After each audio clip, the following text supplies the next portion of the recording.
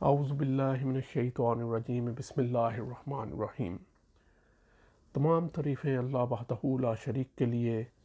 کہ جو تمام جہانوں کا پیدا کرنے والا اور پالنے والا ہے، اور درود حضور نبی کریم صلی اللہ علیہ وسلم کی ذات بابرکت پر کہ آپ وجہ تخلیق کائنات ہیں۔ اور تمام سامعین اور ناظرین کو السلام علیکم ورحمۃ اللہ وبرکاتہ۔ ناظرین اکرام، آج ہم اس مختصر سی ویڈیو میں آپ کو سلطنت عثمانیہ کے بارے میں کچھ بتانا چاہیں گے۔ آپ لوگ سب یا آپ میں سے متعدد لوگ سلطنت عثمانیہ کی وسعت اور اس کی گریٹنس کے بارے میں بہت کچھ جانتے ہوں گے، لیکن بہت ساروں کو شاید اس چیز کا علم نہیں ہوگا کہ اس سلطنت کی بنیاد ایک خواب بنا۔ کہا جاتا ہے، بلکہ تاریخ کی کتب میں آیا ہے، خاص طور پہ عثمانیوں کی جو تاریخ ہے اس نے اس چیز کا ذکر کیا ہے کہ عثمان جو کہ اس سلطنت کے بانی ہیں، وہ ایک دن شیخ ادیبالی کے گھر سو رہے تھے کہ انہوں نے ایک خواب دیکھا، اور خواب کچھ یوں تھا کہ شیخ کے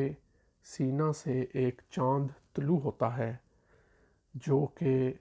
عثمان کے سینہ میں آ کے دفن ہو جاتا ہے۔ پھر عثمان کی ناف سے ایک تناور درخت پیدا ہوتا ہے، اور اس درخت نے اب تمام دنیا کو اپنے سایہ میں لیا ہوا ہے، اور اس درخت کے سایہ میں یا اس درخت کے نیچے بڑے بڑے پہاڑ اور چٹانیں ہیں، اور ان چٹانوں کے قدموں سے آبشاریں اور یوں کہ پانی کی نہریں بہہ رہی ہیں، اور یہ کہ کچھ لوگ تو اس پانی کو پی رہے ہیں اور اپنے آپ کو سیراب کر رہے ہیں، اور کچھ اس پانی سے اپنی فصلوں کو سیراب کر رہے ہیں۔ اسی اثناء میں جب عثمان کی آنکھ کھلتی ہے تو وہ شیخ کے سامنے اس خواب کا ذکر کرتے ہیں، تو شیخ اس کی تدبیر کچھ یوں فرماتے ہیں۔ شیخ عثمان کو مختصراً یہ فرماتے ہیں کہ تم میری دختر سے شادی کرو گے، اور یہ کہ اللہ سبحانہ و تعالیٰ نے تمہیں اور تمہاری آنے والی نسلوں کو ایک عظیم منصب کے لیے چن لیا ہے۔ اب یہ اس کی مختصر تشریح شیخ نے فرمائی، لیکن ظاہر ہے جس طرح سے عثمانی تاریخ کی کتابوں میں اس خواب کا ذکر اس حوالے سے کیا جاتا ہے کہ اس خواب کی پرسنس میں پھر عثمان نے اس سلطنت کی بنیاد ڈالی، اور پھر اس کی آنے والی نسلوں نے اسی کے خواب کو اپنے مد نظر رکھتے ہوئے اس سلطنت کو وسیع تر وسیع کرنے کے لیے کاوشیں بھی کیں۔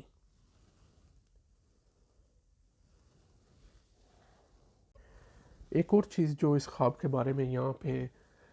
بیان کرنا ضروری ہے، وہ یہ کہ عثمان کا وصال 1323 عیسوی کے قریب ہوا، لیکن اس خواب کا اول ذکر جو عثمانیوں کی تاریخ کی کتب ہیں وہ تقریباً 15ویں صدی کے وسط میں پایا جاتا ہے،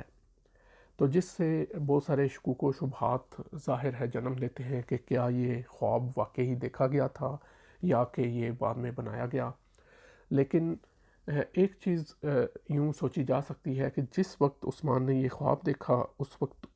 وہ ایک قبیلے کے سردار کے علاوہ کچھ نہیں تھا، اور غالباً قبائل اپنی اس طرح سے تاریخ کو رقم تراز وہ کتابوں میں نہیں لکھتے تھے، اور اس کو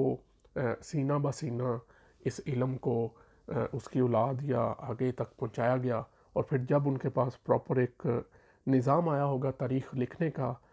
جو کہ عمومی طور پہ قبائل کی نہیں بلکہ سلطنتوں کی تاریخ ہوتی ہے، تو جب ان کے پاس اس طرح کا انتظام آیا ہوگا تو تب انہوں نے اس کو ایک کتابی شکل دی ہوگی۔ تو بہرحال آج کے لیے ہم کہنا چاہیں گے کہ اتنا ہی۔ ہم عثمانی سلطنت کے بارے میں مزید علمی ویڈیوز لے کر آپ کی خدمت میں حاضر ہوتے رہیں گے۔ اگلی ویڈیو تک کے لیے ہمیں اجازت دیجیے۔ اپنا اور اپنے عزیز و اقارب کا خیال رکھیے۔ اللہ حافظ۔